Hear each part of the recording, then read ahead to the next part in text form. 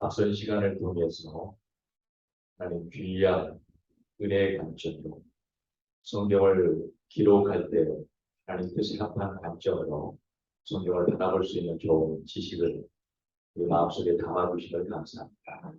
이 시간도 이어서 계속해서 말씀을 마무리하고 앞선 시간에 주님의 충분한 은혜가 있었듯이 이 시간도 동일하게 주님의 은혜가 필요한 주님 아시오.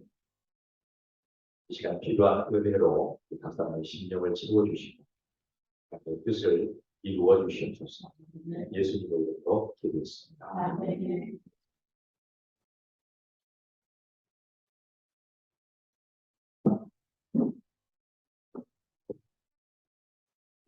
지난번에 그 나눠드렸던 내용 한 번씩 보셨나요?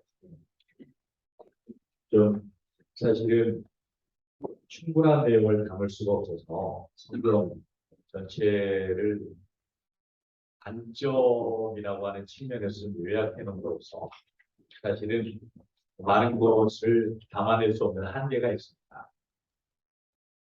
하지만 좀 성경을 어떤 관점에서 이해를 해야 되는가, 성경을 읽어나갈 때, 이런 방향과 이런 틀 속에서 이해하며 읽어가면 유익하겠구나. 뭐 그런 정도의 좀 가이드 라인을 제시하는 아주 중보적인 그런 부분이라는 것을 좀 이해해 주시면 좋겠고요.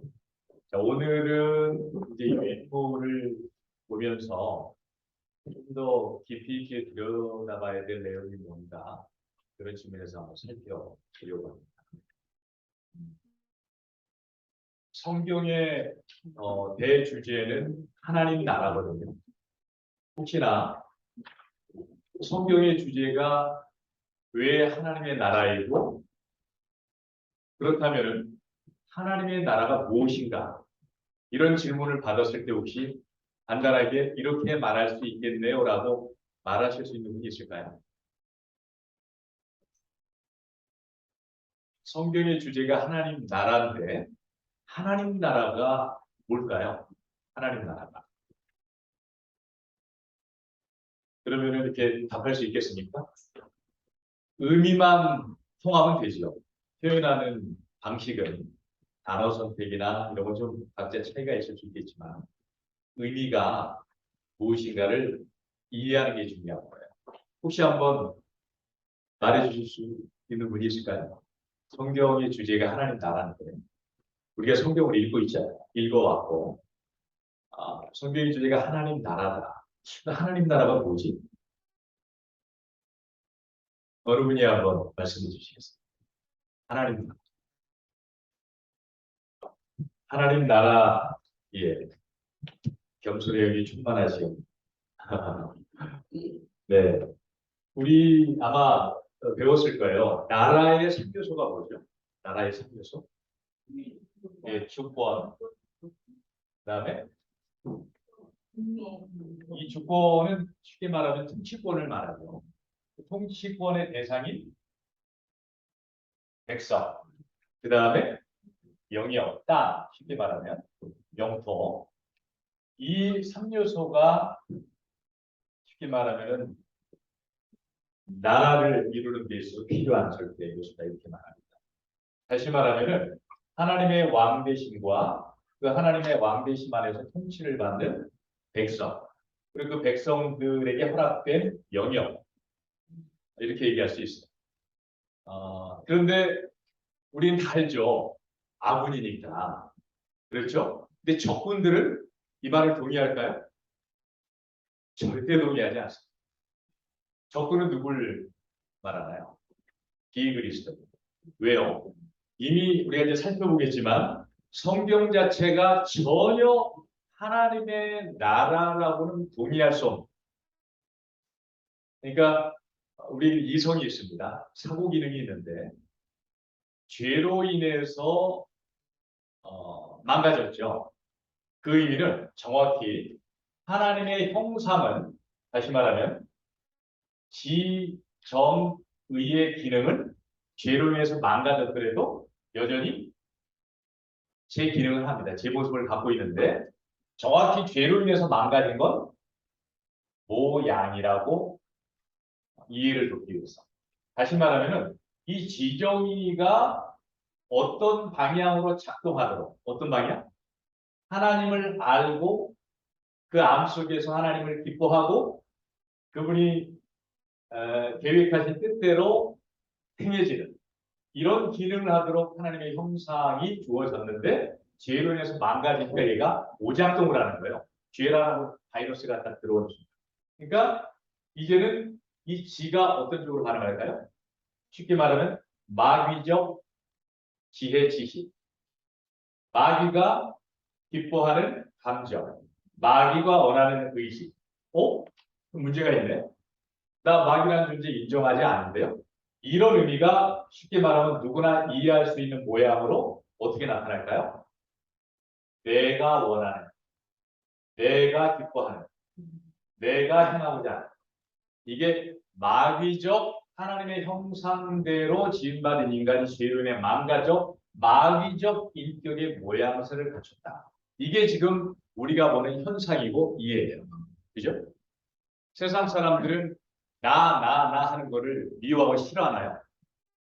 공동 암묵적 동의하에 나라고 하는 거를 부러워하고 나도 그렇게 닮기로 원해요. 그래서 내가 갖지 못하는 거를 내가 이루고 싶은 거를 저 사람이 이뤘을 때 시기하고 질투하죠. 배아파하고 내가 그렇게 돼야 되는데 라고 하는 인식 속에 세상은 이미 만연돼 있어요. 그리고 나를 드러내는 일에 아주 탁월함을 발휘하면 다 부러워하고 박수를 보냅니다. 그래서 타이타닉이라는 영화 아시죠? 또 감독이 누군지 혹시 기억하시나요? 제임스 카메론이라는 사람이에요. 아바타라는 영화로도 또 아주 그냥 연타석 홈런을 쳤는데 그 사람이 아카데미 시상식에서 13개 부분인가 노미네이트 됐다가 9개인가 11개인가 됐어요. 감독상부터 작품상 전체. 딱 감독 소감이 뭐냐면 I am king 이랬어요. 나는 왕이다. 뭐야? 왜 저렇게 겸손하지 못해 건방을 떨어 그랬는데 딱 기립박수를 쳤어요. 왜 그럴까요? 내가 원하는 바를 저 사람이 속 시원히 대변해 줍니다. 지금은 그것이 교만이라는 식으로 폄하되어 평가되지 않습니다. 나의 나됨을 잘 드러낼수록 더 박수받아. 우리 관점의 유교 문화에서 사람은 겸손해야지. 너가 이럴수록 고개를 숙여야지. 아니에요. 그래서 지금 어떻게 되죠? 피터 드러프라는 사람이 이 시대 20세기, 21세기 지도력의 하나의 기준은 평가 기준은 자기 표현 능력이다. 그러니까 지금은 겸손 떨고 이러면은 미덕이 아니야. 자기를 효과적으로 나의 나됨을 잘 드러낼 수 있는 기술이 환영받고 배우려고 하고 왜 그러냐? 이미 죄로 인해 망가진 이 어그러진 모양이 모든 이들에게 삶을 이해하고 바라보고 닮아가고 방향을 설정하는 기준이 되어버렸기 때문에 악이 악인 줄 모르는 우리만 아군만 하나님의 기준을 아니까 성경을 통해서 저것이 망가진 거구나라는 걸 알고 있죠. 근데 더 놀라운 건 뭘까요? 망가진 줄 알면서 우리도 그 길을 가려고 한다는 거예요. 제가 지금 얘기하는 건 이 내러티브 이렇게 그냥 편하게 얘기하는 이것이 지금 성경의 전체의 관점을 얘기하고 있는 거예요. 그래서 성경은 하나님의 나라를 말한다고 하는 게 우선은 어떤 관점에서 이해되냐면 마귀적 나라, 하나님의 나라의 영광이 사라져버리는 하지만 하나님은 여전히 아까 말했죠. 우리 유상준 목사님이 다니엘서를 보면서 당면한 현실은 보여지는 현실은 어떤 해석으로도 달리 말할 수 없어요. 쉽게 말하면은 느부갓네살, 벨사살이 지배하는 힘의 논리 안에서 다 불종하고 있습니다.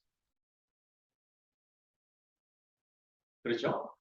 그런데 그 가운데 말하고자 하는 핵심 주제는 뭐냐? 아니다.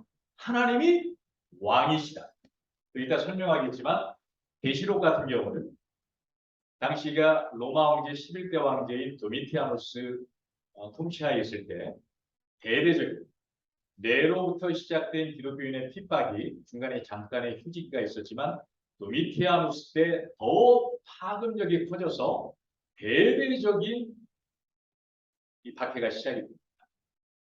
그 박해의 절정 가운데 있던 그리스도인들에게 쓰여진 게 계시록이에요. 원독자가. 아까 말한 대로 같은 맥락이죠. 로마 황제의 서슬퍼런 통치권 때문에 예수 믿는다는 것 자체가 죽음을 담보로 하는 이 위기 가운데 하나님은 살아계신가?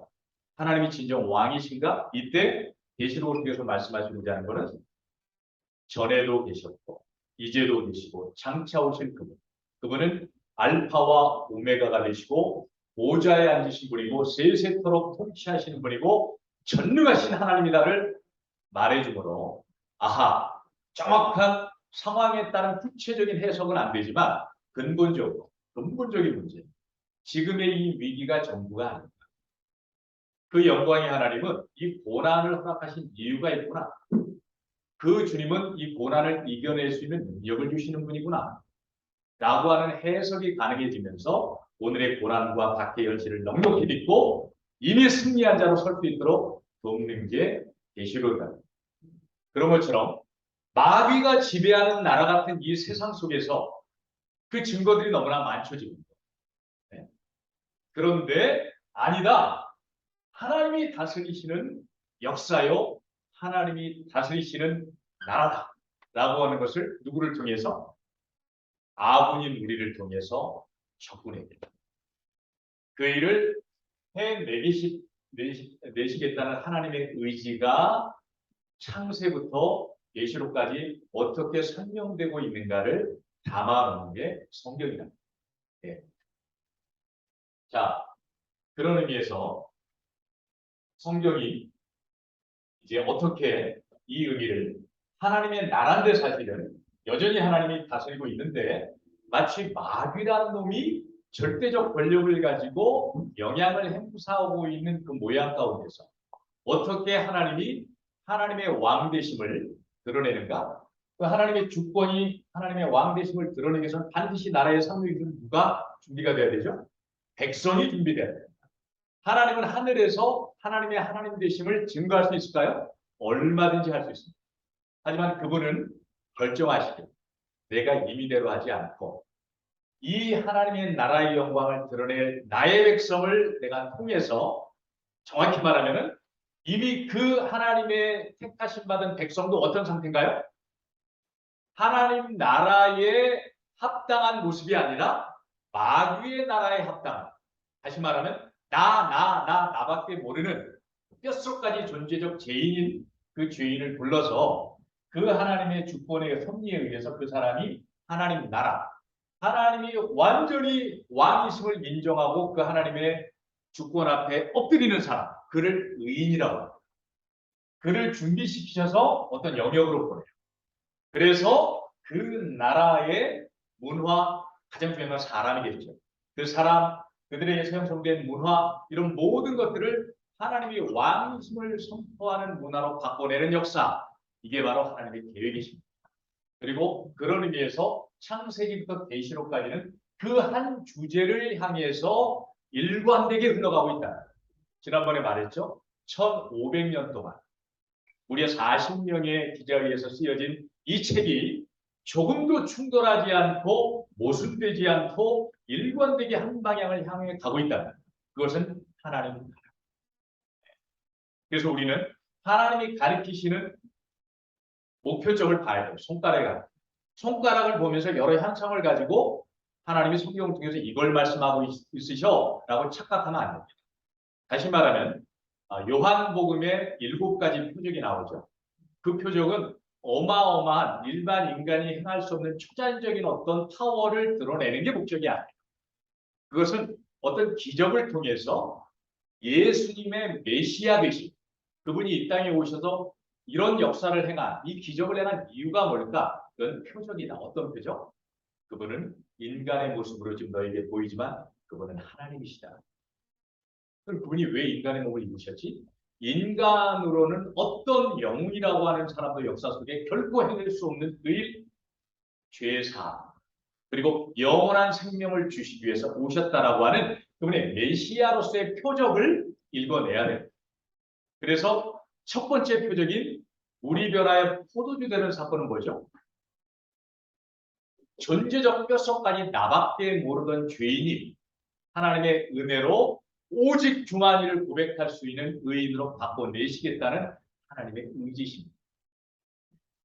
참고로 그런 것처럼 자 시간이 아까 오늘 특별한 순서들 때문에 제가 우리 다니엘 목사님께 좀 양해를 구해서 한 9시 10분 정도까지는 좀 제가 아까 15분 좀 넘기 시작했어요. 좀 빨리 달려가겠습니다. 자, 지난번에 한번 살펴봤습니다. 자, 그래서 성경을 하나님의 숫자인 7관점에서 한번 저희가 살펴봤어요. 그죠? 첫 번째 관점이 뭐죠? 창세기 1장부터 2장, 하나님이 창조하셨다. 그리고 그 창조의 중심에 인간이 있다. 하나님과 인간. 그걸 이제 신학적인 용어는 신론 인간론 이렇게 표현합니다. 자, 하나님이 어떤 목적에 의해서 인간을 만들었는데 죄라는 놈이 틈타면서 그 목적이 마치 망가진 것처럼 보여요. 그거를 타락이라고 표현합니다. 자, 그런데 하나님이 전혀 망가진 것이 아니다. 그리고 내가 부랴부랴 내가 이런 목적을 가지고 만들었는데 아이고 큰일 났네. 죄란 놈 때문에 내가 인간을 창조한 목적이 망가졌네. 어떻게 하지? 긴급 회의를 해가지고 믿음과 구원의 역사를 만든 게 아니라 이미 만세 전에 하나님이 이것까지 다 아시고 예비해 놓으셨다는 게 성경에 있는 거예요. 그래서 오늘은 좀 시간은 촉박하겠지만 성경을 좀 찾아보려고 합니다. 자, 그래서 이제는 이것이 창세기가 설명하는 내용인데 그 역사를 11장까지는 큰 그림 속에서 설명을 하고 이제는 창세기 12장에 한 사람 아브라함을 통해서 어떻게 하나님 나라의 영광. 네. 아브라함도 부름받을 때는 어떤 모습이었다고요? 철저히 존재적 죄인, 마귀적 모양새를 가진 마귀적 인격을 가진 그런 존재였는데 이 사람을 일방적으로 하나님이 건져 올리셔서 어떻게 하나님 나라, 철저히 하나님의 주권 앞에 순종하는 사람으로 빚어져 그 사람을 통해서 순종하는 역사가 있을 수 있도록 펼쳐가시는가 이야기가 아브라함부터 이 요셉까지 아이야요 한 가문의 스토리를 통해서 큰 성경의 방향을 제시해 준다. 그래서 15장 창세기 13절 14절의 내용처럼 400년 후에 아브라함 너의 씨로 말미암아 큰 민족이 이루어질 것이다. 그래서 그를 통해서 내가 너희 가문의 역사, 이 믿음과 구원의 역사를 민족적 단위의 수준으로 이제는 설명해 낼 것이다라고 하는 게 출애굽기입니다. 그래서 이미 구원은 아브라함부터 요셉의 스토리를 통해서 이미 설명이 됐는데 좀 더 구체적인 구원의 모습, 다시 말하면 마귀적 나라에서 하나님의 나라로 옮겨지는 놀라운 사건이 무엇인가를 좀 더 명확한 그림으로 보여주는 게 출애굽 구원 스토리예요. 그래서 왜 구원하셨느냐 그러면 왜 구원하셨느냐? 광야를 통해서 어떤 목적을 위해서 그 구원에 따른 목적을 이루기 위해서는 훈련이 돼야 된다. 그러고 난 다음에 가나안에 들여보내려고 한다. 이따 살펴보겠지만 가나안이 천국일까요? 죽으면 가는? 이것도 오해입니다. 가나안이 죽으면 가는 천국이면은 모세도 지옥 갔어야 돼요. 왜? 모세는 광야에서 죽었으니까. 네. 너무나 많은 사람이 요단강 건너가 만다. 그래서 가나안을 마치 죽어서 가는 천국으로 이해해요. 여기는 천국입니다. 다시 말하면 하나님이 다스리는 나라예요. 전혀 하나님이 다스리지 않는 이방 우상들이 자신이 잡족들이 지금 주도권을 행사하는 이 땅 가운데 하나님 나라인 하나님의 백성들이 들어가서 하나님의 나라로 바꿔내는 역사, 그리하여 천국, 하나님이 다스리는 왕대심을 인정하는 나라로 바꿔내시려는 이 목적을 위해서 구원하셨고 이 목적을 위해서 광야가 필요했던 겁니다. 이 광야는 언제까지입니까? 이런 말씀에 어떤 목사님들이 아직도 광야 시대 살고 있어? 가난에 들어가야지. 아닙니다. 육신을 입고 있는 동안은 어느 한 사람도 광야 라이프를 벗어날 수가 없어요. 왜요? 광야는 트레이닝입니다. 너희가 섰다 하면 넘어질까? 영적이고 그렇습니다. 내가 나를 통해서 내가 뭔가 나를 설명하려고 하는 태도로 딱 들 때 한순간에 곤두박질입니다. 누구를 통해서 시작되죠? 마귀는 60%였어요. 천사가. 너무 자기가 보니까 아름다워. 그러니까 갑자기 피조물인 존재를 잊어버리고 이렇게 빚으신 하나님을 향하여 한번 겨뤄봅시다. 이런 건방을 떠는 이게 바로 마귀적 일종의 DNA예요. 그래서 죄로 인해서 그 마귀와 입맞춤을 한 존재가 그 짓을 하고 있는 거예요. 그러니까 분명히 모든 게 하나님의 은혜인데 내가라고 하는 방점을 나한테 주고 싶은 거예요. 내가 얼마나 헌신했는데 내가 남이 안 보는 가운데서 땀 흘렸는데 내가 보상받아야지. 하나님이 나중에 보상하신다고? 아, 이건 나중 문제고. 이게 세상에서 비롯되어지면 좋을 일인데 하나님의 나라라고 하는 하나님의 나라에서 있을 수 없는 행태가 버젓이 행해지는 무서운 일이죠. 마귀가 지금도 그 짓을 하고 있는 거예요. 예. 그러니까 다시 말하면 뭡니까? 구원받은 하나님의 백성이 광야를 통해서 정확하게 구원의 의미를 배우지 못하면 이 가나안은 뭐가 될까요? 제2의 애굽이 됩니다. 그래서 애굽에서 가나안까지 지난번에 얘기했죠. 길어야 보름. 아주 넉넉 잡고 30일이면 갈 그 길을 하나님 안 보내세요. 출애굽기 우리 읽었죠. 27절까지 나오는 내용입니다. 반드시 광야는 필요한 거예요. 그것이 과정이 없이 바로 가나안에 들어간다는 건 먹히고 막 뭐가 일정합니까? 사사기가 생깁니다. 가나안 땅에 들어갔는데 여호수아에 의해서 그래가지고 정벌이 일어나고 이제는 하나님의 주권의 깃발에 꽂혔는데 왜 사사기가 옵니까? 사사기의 맨 마지막 절이 뭡니까? 그때에 왕이 없었으므로 자기의 소견에 오른 대로 행하였다. 다시 말하면 그 한마디가 뭘 말합니까? 하나님이 구원하셔서 마귀적 존재였던 죄인을 훈련을 통해서 하나님께 순종하는 하나님 나라로 만들었더니 그가 가나안에 들어가서 잠깐 하나님의 나라 모양새를 갖추다가 더 심한 제2의 가나안을 만들었다. 의역하면 이렇게 되는 거예요. 그렇기 때문에 광야는 어느 한때만이 아니라 더 성장하면 성장하고 영성이 깊어질수록 하나님 나는 광야가 뭡니까? 철저히 옛자를 죽이는 그런 훈련자예요.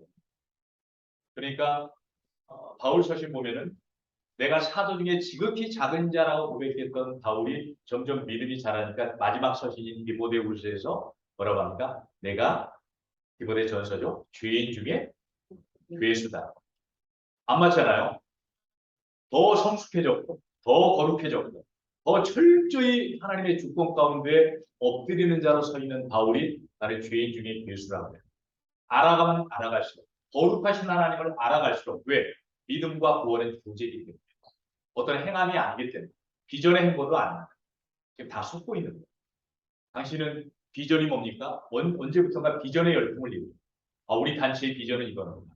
아니요. 진정한 비전은 하나님의 나라가 되어 주님 나라 이르는 그날까지 하나님의 나라로 순종의 사람 되는 겁니다. 그래서 이 비전, 아까 영역, 그 영역일 뿐이에요. 하나님의 나라의 영광을 드러내는 그 땅 자체가 비전이 돼버리면 이제는 어떻게 됩니까? 내가 헌신하여 내가 이렇게 만든 교회는 남 못 주니까 세습을 하는 거야. 내가 만든 단체인데 남이 영광 받는 거 뭐 양보할 수가 없는 거야. 이게 무서운 일이에요. 그래서 정말 우리가 성경을 창세기부터 계시록까지 읽으면서 딴 게 아니라 이것 때문에 구원하셨던 얘기구나. 이것 때문에 오늘도 나를 하나님의 광야의 삶 가운데 구름 기둥과 불 기둥으로 인도하시며 지속적으로 나를 긍휼과 자비 가운데 계속적으로 권고하고 계시는 거구나. 라고 하는 깨달아야 되겠죠. 자, 그래서 빨리빨리 한번 가볼게요. 자, 일관적. 하나님이 왜 창조했는가? 쉽게 이렇게 설명합니다. 하나님이 세 분 하나님입니까? 지금 이 시간 3일째 방론 시간 아닙니까? 간단하게 우리 교회사에서 하나님이 공의회를 허락하셨어요. 그는 하나님의 뜻을 대변하는 대표성을 가졌습니다. 그렇기 때문에 우리가 사도신경도 공의회 전통 가운데 그러니까 요즘 막 어떤 모 교회는 우리는 사도신경 안에 그런 구태의회라는 전통이 매이지 않아. 정확히 어리석은. 자, 이 공의회를 만드신 분이 누구세요? 하나님이세요. 성경을 우리가 어떻게 신뢰해요? 이게 무한 66권의 말씀입니다. 외경도 있고 미경도 있고요. 다른 사본이 얼마든지 있어요. 근데 66권으로 캐논으로 딱 인정한 거는 공의회를 통해서요. 그리고 하나님이 도장을 꽝 찍으신 거예요. 내가 통제했다는. 그러니까 인간의 이성으로 볼 때 말이 안 되거든요. 이게 어떻게 완전한 책이야? 그러니까 집어 던지는 거예요. 누가? 크리스천이라고 하는 사람들이 그리스도예요. 근데 이거는 하나님의 역사 속에 하나님이 붙들고 계시고 통제하시다는 믿음이었으면 못합니다. 마찬가지로 사도신경도 그 하나님이 이 보존하신 전통 속에서 빚어낸 거예요. 이단들이 하는 짓이 그걸 무시해요. 구태의한 전통이라는 말 속에 하나님이 하신 마찬가지로 삼위일체도 야 성경이 어디 삼위일체라는 말이 어디 명확히 나와? 그 괜히 옛날에 말 만들기 좋아하는 신학자들이 만들어 우리 그런 거 필요 없어. 이게 현명한 게 아니라는 거예요. 아 하나님은 역사 속에 그럼에도 불구하고 왜요? 이 성경에 그걸 말하니까 죄로 인해 시작된 역사 속에 하나님이 은혜의 손길을 보존하셔서 은혜 역사를 이루어 가시는 거예요. 그렇기 때문에 교회를 향하여 야 교회 큰일 났어. 교회 문 닫게 생겼어. 이건 정확히 굉장히 오만한 말. 너무나 가슴 아프면 우리 목사들이 그 말을 해요. 야 교회 큰일 났어. 문 닫아야 될 것 같아. 사람이 만든 겁니까? 무슨 직장입니까? 하나님이 하고 계신데 그런 함부로 경망스러운 말을 하고 있다. 때로는 하다 보면 인간이 하다 보니까 지칠 때도 있죠. 때로는. 근데 제 주변에도 목사님들이 이해를 해요. 얼마나 힘들까. 우리 목사끼리니까 이런 말도 하겠지 하면서도 한편으로는 마음이 아닙니다.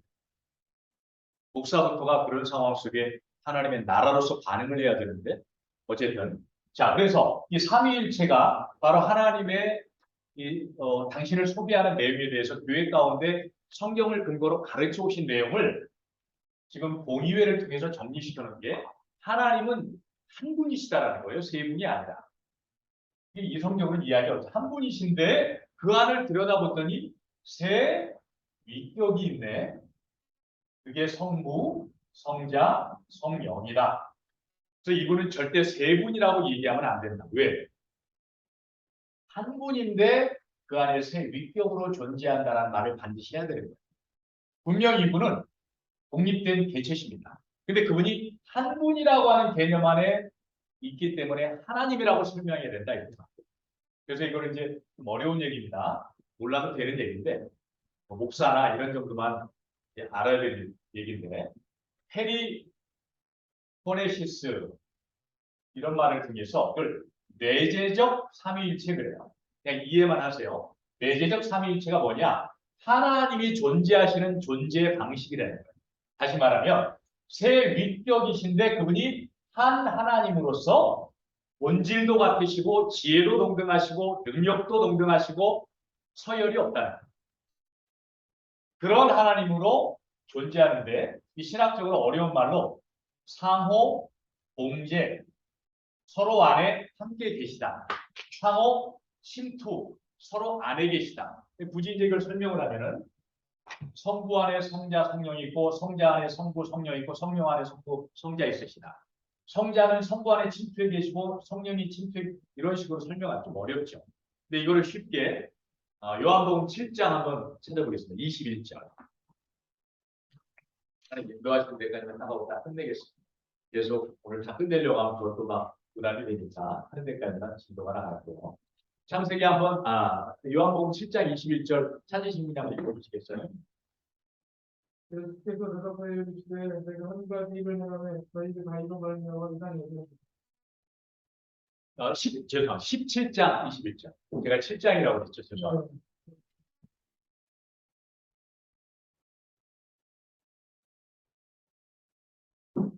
아버지가 아버지께서 내한 우리가 아버지 안에 있는 것과 모두 다 하나 되고 우리 안에 그리스도에서 예, 아버지요. 내가 아버지 안에 아버지가 내 안에.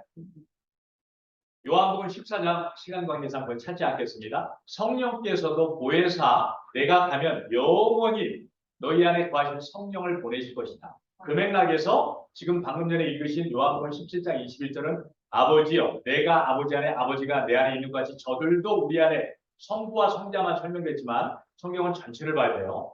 요한복음 그 앞에 3장 앞에 가면 14장에는 성령을 영원히 거하게 하십니다. 성부, 성자, 성령 안에 우리를 거하시도록 하기 위해서 우리를 만드셨구나. 이런 그 삼위일체에 대한 힌트가 제공이 됩니다. 자, 이 정도만 알면 됩니다. 하나님이 우리를 만드신 목적은 이 세 위격이신 하나님이 한 분 안에 계시는 거예요.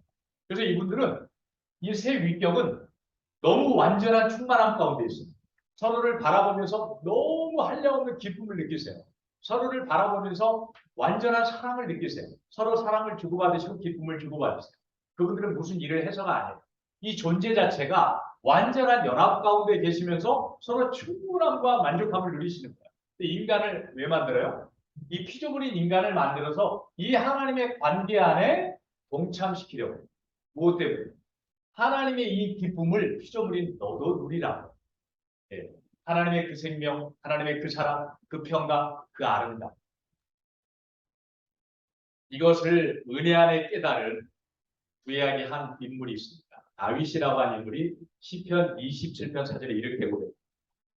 하나님, 내가 여호와께 바라는 한 가지 일 그것을 구하리니 내가 나의 평생에 여호와의 집에 살면서 여호와의 아름다움을 바라보며 그의 성전에서 사모하는 그것이다.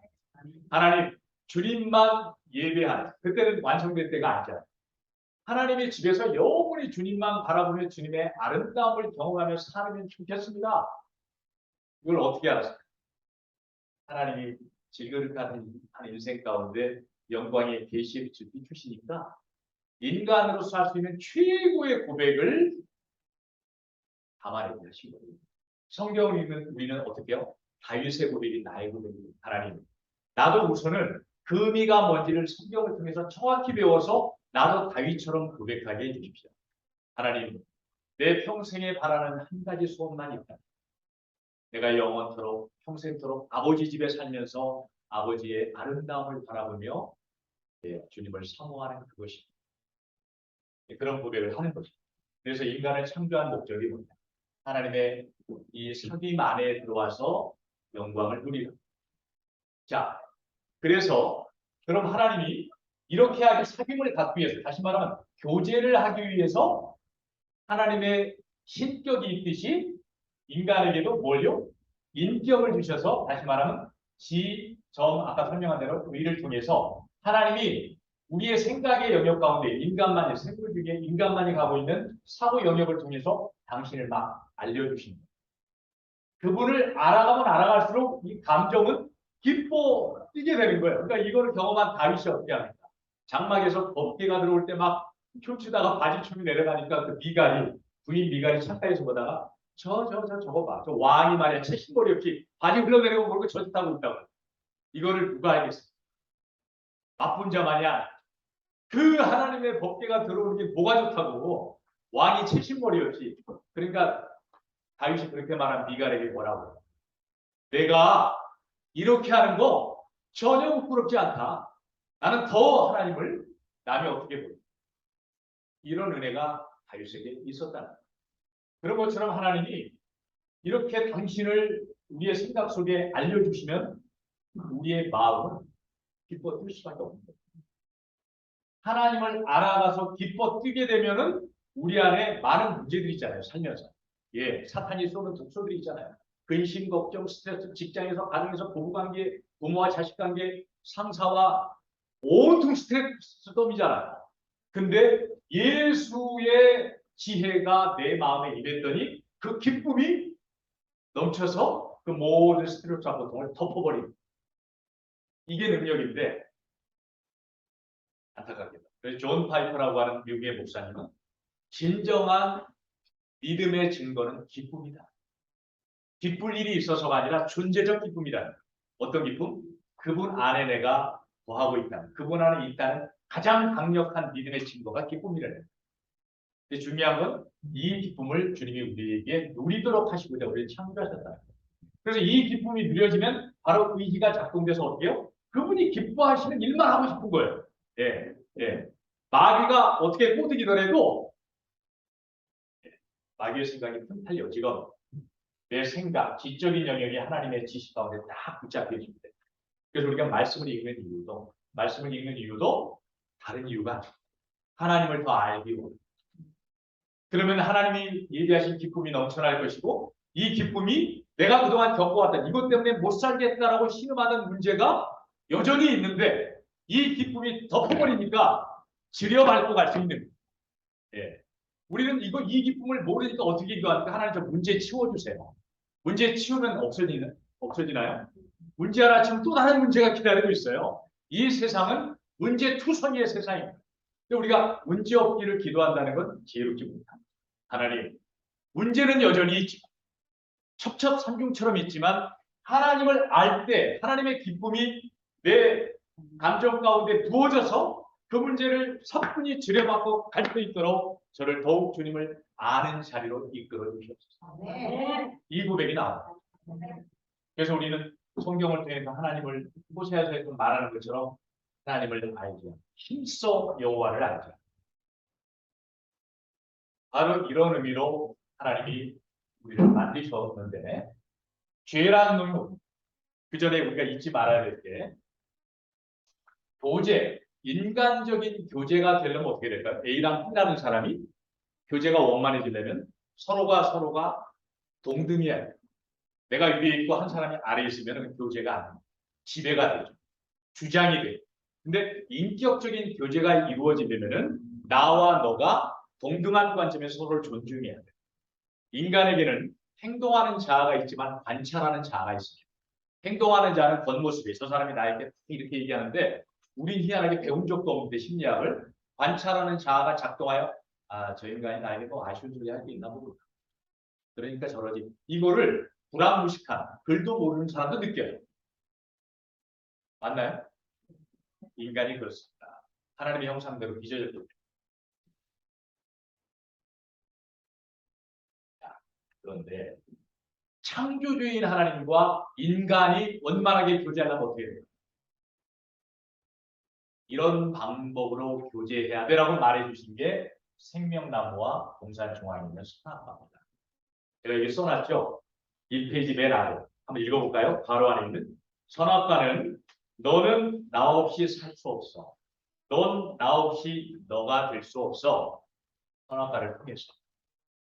너는 내 말대로만 살아야 내가 너를 지은 창조의 목적이 아름답게 누려질 수 있단다. 너에게는 로봇으로 만들지 않았기 때문에 판단할 수 있는 의지가 있단다. 근데 네가 착각하여 어느 순간 나도 얼마든지 사고할 수 있는데 내 뜻이 있는데 꼭 하나님 뜻대로 해야 돼? 라고 고개 쳐드는 순간 어떻게 되는 거예요? 하나님과 교제하기를 스스로 포기하는 거예요. 그 짓을 누가 했죠? 마귀가. 하나님이 그를 하나님을 찬송하라고 아름답게 쉽게 말하면 음악대장으로 천국 음악대장으로 만들어놨는데 이놈이 자기 미에 자기 아름다움에 빠져가지고 피조물인 걸 잊어버린 거예요. 근데 그런 마귀가 가만 보니까 인간이 만들어졌어요. 얼마나 희귀하겠어요. 그러니까 뱀이라고 하는 놈을 통해서 인간의 생각 속에 인간의 지식체계 속에 혼선을 여는 겁니다.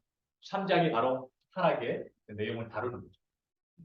그래서 정말 먹지 말라 하느냐? 이런 식으로 들어간 나중에는 아니야. 하나님이 네가 하나님 될까봐 미리 나가는 거야. 아우 하나님 아주 못된 하나님이야. 너를 그냥 평생 꼬봉 삼으려고 또 얼마든지 사고할 수 있고 행동할 수 있어. 그런데 생각해보니까 맞네. 내가 얼마든지 아담이 수많은 동물의 이름을 줬죠. 근데 그게 원어적 의미와 이런 관점에서 보면은 아담이 하나님과 교제하여 하나님의 지혜가 아담에게 부어진 거예요. 우리 한글 성경 번역을 보면은 아담이 어떻게 이름을 짓나 하나님이 이렇게 보셨다 그랬죠. 그러니까 마치 아담이 어떻게 하는 걸 우리가 더 하나님의 영광을 위해서 잘해야 되겠구나가 아닌 거예요. 아담은 그때 하나님과 충만한 교제 가운데 있었어요. 그러니까 하나님의 지혜가 아담의 지혜가 되고 그래서 하나님의 능력이 내 능력이 되어 그 동물들의 그 쉽게 말하면 살핌과 성향도 다 파악하여 그에 맞게 이름을 지어줄 정도로 그런 모습. 그런데 죄로 인해서 딱 죄와 입맞추는 순간 한순간 어떻게 돼버리죠? 벌거벗음을 본 거예요. 예. 그 말의 의미는 뭐예요? 아하. 그동안 아담과 하와가 누렸던 죄를 줬더라도 영광이 여전히 있어야 정상이거든요. 죄 짓는 순간 깨닫는 거죠. 아하, 내가 하나님의 영광 가운데 보호받고 덮임받는 존재였구나. 죄로 인해서 그 영광이 떠나니까 수치심만 느끼는 연약한 존재가 되버립니다. 그래서 나뭇잎으로 가리는데 그게 얼마나 우스꽝 그런 모습이에요. 이게 바로 이제 타락이 돼서 자 이제는 어떤 존재가 돼요? 지정의를 통해서 하나님과 교제하여 하나님의 기쁨에 동참하고 그분이 기뻐하는 뜻을 행하는 존재였던 인간이 하나님과 끊어지고 죄로 인해서 마귀와 네트워크돼서 마귀적 생각, 마귀적 감정, 음란한 생각하면 왜 이렇게 짜릿한지, 남 등쳐먹는 거 하면 얼마나 기분이 좋은지, 남이 망가지는 거 보면 얼마나 짜릿한지, 안 됐어요 하면 돌아서 고소하다. 그게 나은 거예요. 우리 부인할 수 있습니까? 목사님, 저도 충분히 그래요. 이게 하나님의 은혜가 떠난 인간의 실존이라는 거예요. 이런 마귀적 존재가 된 존재를 하나님이 다시 하나님의 주권 가운데 통치하는 나라로 바꿔내시기 위한 계획이 뭡니까? 바로 제시돼요. 그게 뭘까요? 네. 창세기 3장 15절이라고 하는 원시복음이고 그 첫 번째 증거로 3장 21절에 가죽옷을 지어 입혀요. 아시죠? 그때 당시에 그 가죽은 고대근동에는 문화적 어떤 이해상 양의 가죽이었다라고 하는 식으로 얘기했죠. 자, 우리는 잘 알죠. 이제 구속의 완성된 관점에서 볼 수 있으니까. 그 창세기 3장 21절은 뭐에 얘기죠? 십자가에. 또 그 다음에 창세기 6장에 나오는 방주의 역청치랑 이게 주님의 보혈로 카파를 덮다. 그 다음에 또 창세기 8장에 나오는 홍수 이후에 노아 가족이 8장 20절에 제단을 쌓으니까 하나님이 노아에게 언약을 주시는데 어떤 언약이요? 무지개 언약. 이제 너희들이 죄지면 내가 이제 그 보응으로 죽이지 않을 테야. 내가 죽을 테야. 하늘을 향해서 화를 당기는 거죠. 그걸 이제 신학적인 거는 하나님의 자기 저주입니다. 너희들이 죄의 값으로 죽어야 될 그 저주를 내가 담당한다. 그러면 십자가가 언제예요? 부랴부랴 죄인된 인간에게 하나님이 긴급하게 만들어 놓은 대안이 아니라 이미 창세전에 만들어 놓은 내용이라는 게 나중에 한번 찾아보세요. 고린도전서 2장 6절로 8절에 나왔습니다. 그리고 로마서 16장에 보면은 나의 복음하면서 바울이 설명하는 내용이 있어요. 이 복음은 영세전에 창세전에 마련됐다. 그 말의 의미 속에는 십자가를 말합니다. 하나님께서는 인간을 영원히 교제하여 그분의 영광에 참여하도록 만들었는데 삼위 하나님은 그 관계를 영원히 보존할 수 있는 신성과 능력이 있었어요. 근데 피조물인 인간은 그걸 지킬 능력이 있을까요? 없어요. 예. 그래서 하나님이 그러면은 창조의 목적들은 영원히 인간과 하나님이 분리되지 않으려면 어떻게 해야 되는 거예요? 하나님이 죽으셔야 되는 거예요. 그래서 인간의 그 부분을 담당해 주셔야 되는데 그게 바로 하나님의 지혜인 십자가였다는 거예요. 너희들이 죄 지으면 나랑 끊어져야 돼. 그 역사 속에서는 죄 지으면 바로 나와 끊어진 역사를 그게 인류 역사의 시작이었습니다. 그런데 내가 이 십자가를 통해서 내가 죽을 거야. 내가 죽어야만 죄가 용서됩니다. 그래서 너희들이 나를 믿을 때 그 죄에 사함받았다라고 내가 인정해 줄게. 그리고 너희가 나를 믿을 때 부활한 나의 생명이 너의 생명이 되어 영원토록 있다. 그래서 우리가 어떤 죄를 졌더라도 주님의 십자가 바라보면 주님 감사합니다 하면 어떤 죄도 그 영단번의 십자가의 영광 가운데 다 녹아 없어져 버리고 이런 능력이 이 십자가를 통해서 그렇기 때문에 자 역사는 이 타락 이후에 모든 인류 역사는 지금까지 다 죄의 역사입니다. 죄가 주도권을 갖는 역사. 그런데 어떤 무리들이 아니다. 하나님의 의로 산다 하면서 십자가를 들이미는 족속들이 있는 거예요. 그게 누굽니까? 바로 우리입니다. 우리는 그 십자가가 뭐예요? 하나님의 창조 목적을 주님 다시 오시는 그날까지 유일하게 지탱시켜주는 영원한 솔루션. 하나님과 인간을 영원토록 함께 하시기 위해서 만든 창조 목적이 조금도 그 죄의 위력 앞에서도 기죽고 아니면 훼손되지 않고 하나님이 영원히 우리와 함께 계심을 주님이 지켜낼 수 있는 보증으로 주신 그 십자가. 그래서 우리는 끝까지 십자가 튼튼히 붙잡아야 됩니다. 초신자 때 십자가, 저것들 또 십자가 찬양하니까 울고 있고 초신자 때는 다 그래요. 이건 되게 망측한 태도입니다. 믿음은 믿을수록 십자가 생각하면 더 눈물이 나야 정상인데 언제부턴가 십자가는 신앙 초기에나 깊이 묵상하는 것처럼 취급되고 이게 바로 마귀의 장난이죠. 십자가는 알아가면 알아갈수록 어떤 분 말처럼 저 영원한 천국에 가서도 영원한 시간을 통해서 알아가도 부족한 게 십자가다. 그래서 천국에 갔더니 어린 양이 있더라고요. 근데 이 땅에서 더 이상 십자가? 십자가 얘기 좀 그만 좀 해. 짜증나게. 또 다른 거 우아한 얘기 좀 합시다. 그래서 크리스탈 처치라고 하는 교회는 십자가 죄라는 말을 삭제해버렸어요. 하나님의 은혜로 그 교회가 문을 닫았어요. 그건 교회가 아니기 때문에. 어떤 허물이 있지만 하나님의 교회는 하나님이 보존하십니다. 구원의 유일한 방주요, 이 귀한 십자가의 영광을 나타내야 될 부름받은 하나님의 몸이기 때문에. 하지만 거기는 교회가 아니었던 거예요. 왜? 십자가 필요 없다는 거예요. 죄, 부담 주는 말 하지 말라는 거예요. 인격 고양, 인격 개발. 그 교회는 그러니까 강좌가 아주 세고 셌어요. 다 우아한. 우리가 하나님의 은혜 때문에 우아할 게 보이나요? 우리가 뭐 비싼 명품 입고 아름다운 화장한다고 우아해지나요? 세상의 어리석은 자들의 평가기지. 우리는 하나님의 의로 덮임받지 않으면 이런 추악한 존재가 없는 게 우리인 거예요. 그래서 이런 은혜 입은 자의 계보가 등장하는데 창세기 4장 맨 마지막 절은 어떻게 기록합니까? 아담의 자녀 중에 가인이 아벨을 쳐 죽여서 그 다음에 허락한 게 셋이에요. 셋이 다 자기 아들 에노스를 낳고 난 다음에 그때 비로소 여호와의 이름을 불렀더라. 제가 그 노아 계보 이름 다 적어놨죠. 미리 보신 분들은 에노스란 이름 뜻이 뭔가요? 죽을 수밖에 없는 존재. 이게 힌트입니다. 악이 지배하는 세상 속에 다시 말하면 가인의 계보가 먼저 등장합니다. 가인, 개인. 오늘 여기까지만 하고 마치겠습니다. 가인, 개인. 다시 얻었다, 시작한다. 인간이 아담이 못 이룬 거를 자기 부모들 마음이 그렇듯이 내 자식 대해서는 뭔가 이루길 바라는 마음. 아직은 아담이 이 하나님의 복음의 의미를 충분히 이해하지 못한 네피오스 어린아이였기 때문에. 근데 아담의 계보를 보세요. 아담이 노 땅에 거주하여 낳은 아들이 누굽니까? 이라. 이라시 어떤 이름이라고요? 거기 표 보시면 네, 도망자. 하나님은 여전히 가인의 계보는 버려지기로 작정된 자들이 아닙니다. 신학적으로. 누구는 택함 받기로 예정되고 악인들은 아닌 거예요. 그 가인의 계보 속에서도 하나님은 은혜를 비추시는데 도망가는 거예요. 자기. 거부하는 거예요. 은혜가 계속 은혜의 빛이 비춰지는데도 도망가요. 필요 없다는 거예요. 왜요? 그리고 뭘 중요시하는 거예요? 마귀죠. 내가 하나님이야. 내 힘대로 할 거야. 자, 왜 가인에게 유리하는 자가 되라고 할까요?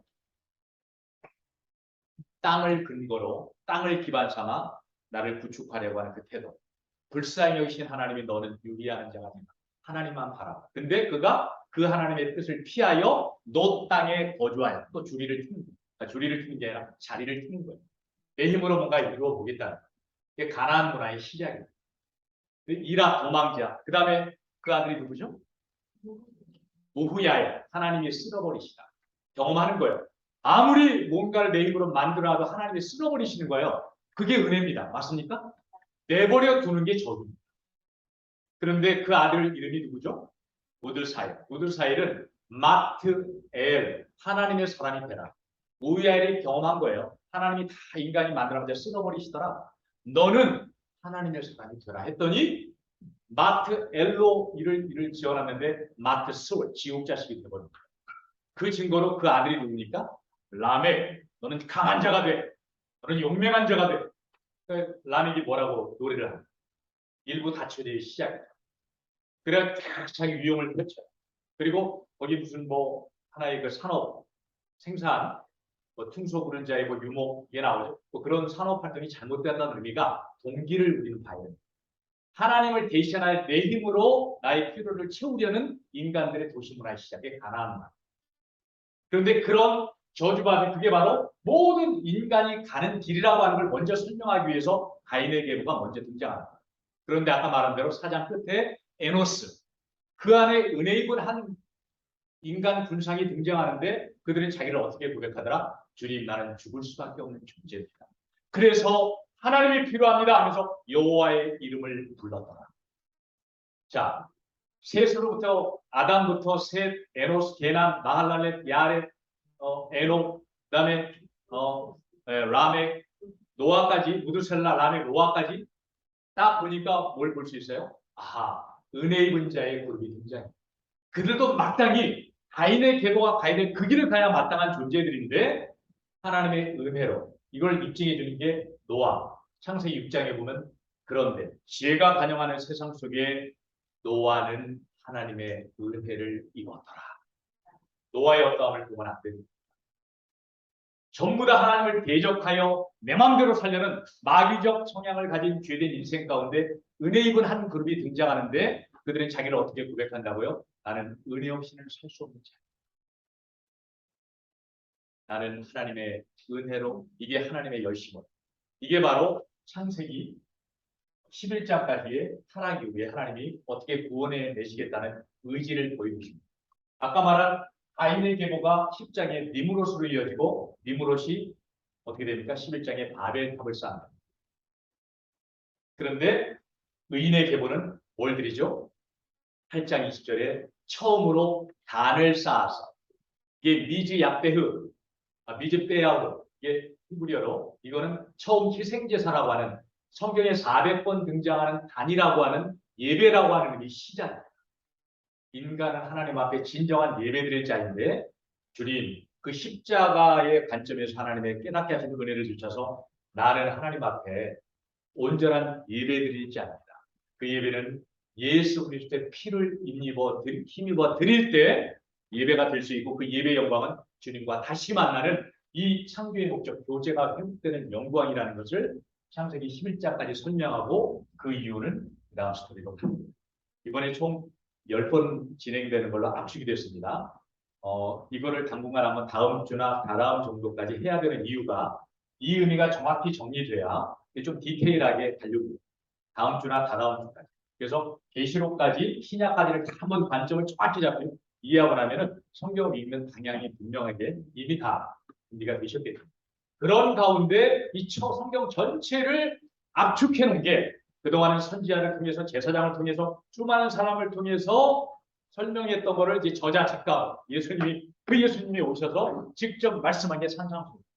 그래서 5, 6, 7장 상상수는 성경 전체에 흐른 하나님 나라의 비밀이 뭔가를 예수님이 정확히는 3년 공생애 중에 첫 1년 사이인 갈릴리 북부를 중심으로 말씀 전하셨던 그 내용을 압축해 놓은 게 성경 전체를 관통하는 핵심 주제입니다. 그래야만 우리가 예수 믿는다는 게 뭔지, 내가 나를 왜 구원하셨고 나를 어떻게 빚으셔서 어떤 영광을 이뤄내시고자 하는가를 알 수 있는 거죠. 그래서 이거를 앞으로 한 주에 이제 2주 더 하고 그다음에 산상수훈을 들여다보면은 산상수훈 한 2번만 해도 우리 진짜까지 딱 정리가 됩니다. 그다음에 그렇다면 나는 오늘 어떻게 살 것인가 이 말세지 말에 그 베드로전서를 통해서 이렇게 이제 적용을 하려고 합니다. 네, 수고 많으셨습니다. 저희들이 살리는 목사님께서 이 내용을 가지고 이제 또 인도해 주시겠습니다.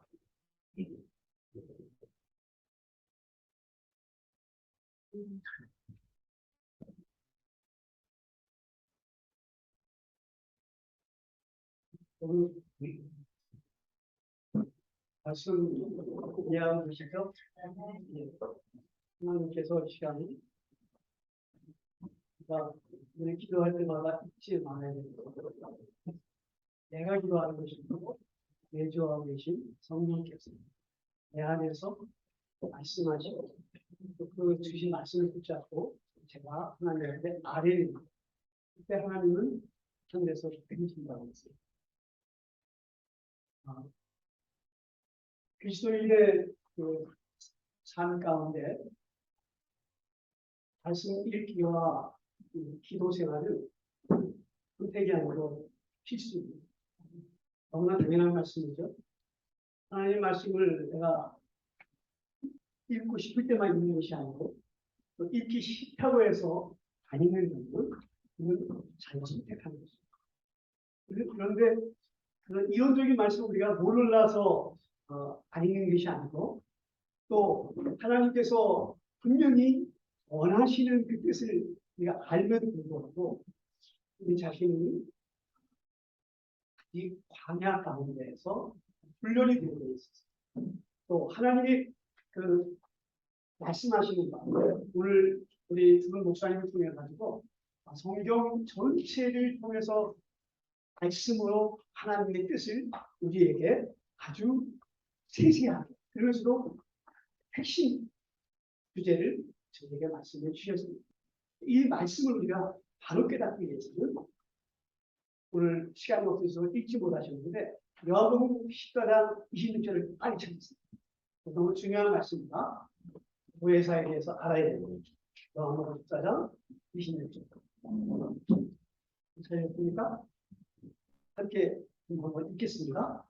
보혜사 아버지께서 내 이름으로 보내실 성령 그가 너희에게 모든 것을 가르치고 내가 너희에게 모든 것을 생각나게 하리라. 우리가 오늘 두 목사님을 통해 가지고 주시는 이 너무나 귀한 말씀을 우리가 이 자리에 앉아 있을 동안만 그렇구나 라고 깨닫는 것은 부족해.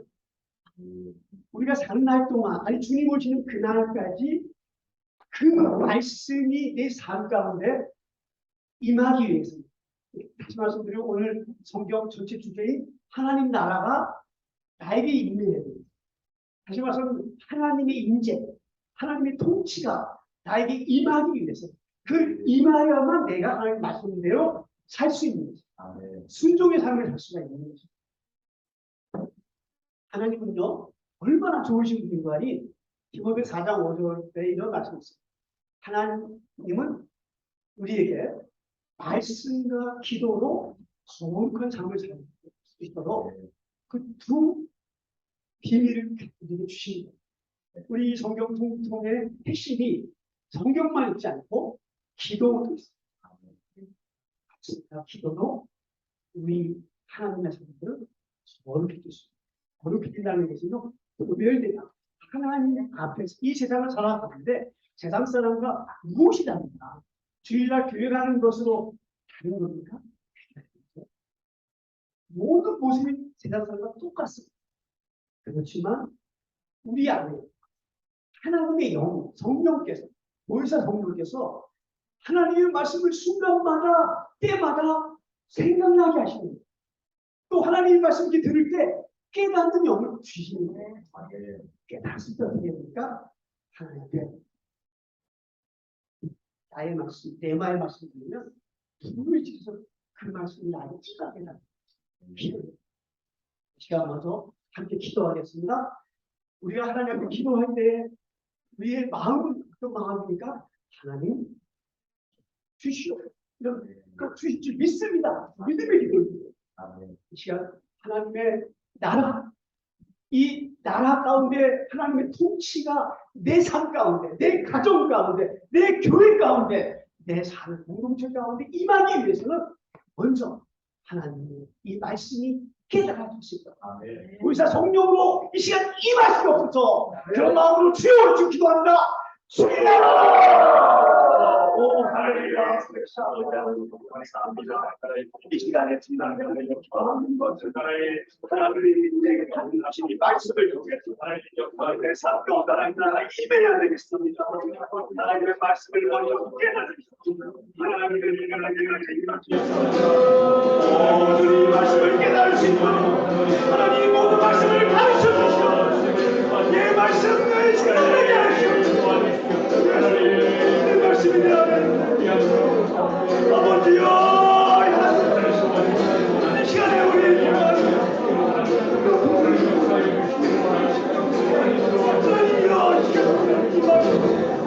하나님의 거룩하신 말씀 온 하늘 아버지여 성령이여 임하여 주시옵소서. 성령이여 임하여 주시옵소서. 성령이 나에게 임하여 주시옵소서. 주님 나에게 아버지께서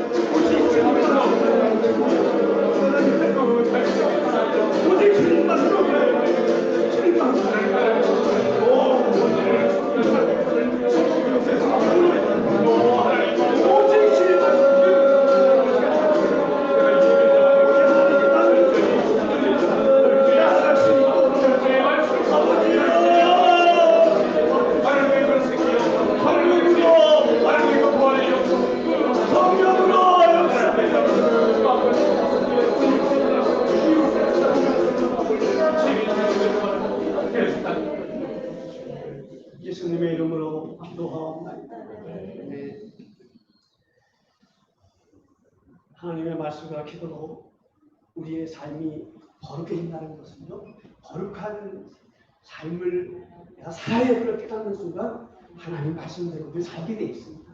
예. 우리 하나님의 이 말씀만이 나를 살리는 것입니다. 하나님은요, 또 우리에게 이렇게 말씀하십니다. 하나님은 모든 사람이 구원을 받고 진리를 아는데 이 길을 원하신다고. 우리가 성경 통독을 하는 이유가 뭡니까?